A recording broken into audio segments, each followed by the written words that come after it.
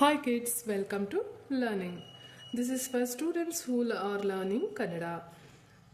As you know, basic knowledge is very important to learn a language. So, we must learn Kannada Varnamale. The next letter is O.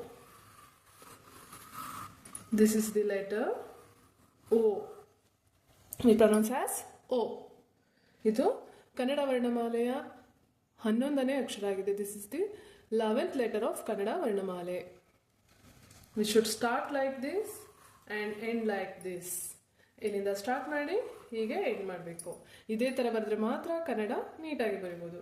ಓ ಇಂದ ಒಂಟೆ, ಓ ಬರೆದು ಅನುಸ್ವಾರ ಟ ಏತ್ವ ಟೆ, ಒಂಟೆ, ಓ ಒಂಟೆ, ಓ ಒಂಟೆ. ಒಂಟೆ ಅಂದರೆ ಕ್ಯಾಮಲ್. ಇಂಗ್ಲೀಷ್ನಲ್ಲಿ ಒಂಟೆನ ಕ್ಯಾಮಲ್ ಅಂತ ಹೇಳ್ತೀವಿ. ಹಿಂದಿನ ವಿಡಿಯೋಗಳಲ್ಲಿ ಇದೇ ಥರ ಅಕ್ಷರಗಳನ್ನ ಹಾಗೆ ಅದರಿಂದ ಪ್ರಾರಂಭವಾಗುವ ಪದಗಳನ್ನ ತಿಳಿಸ್ಕೊಟ್ಟಿದ್ದೀನಿ. ವ್ಯೂಸ್ ತುಂಬ ಚೆನ್ನಾಗಿ ಬರ್ತಿದೆ. ಸೊ ಯಾರೆಲ್ಲ ಅವಶ್ಯಕತೆ ಇದೆ ಅವರು ನೋಡಿ ದಯವಿಟ್ಟು ಅರ್ಥ ಮಾಡ್ಕೊಳ್ಳಿ, ಬರೆದು ಪ್ರಾಕ್ಟೀಸ್ ಮಾಡಿ.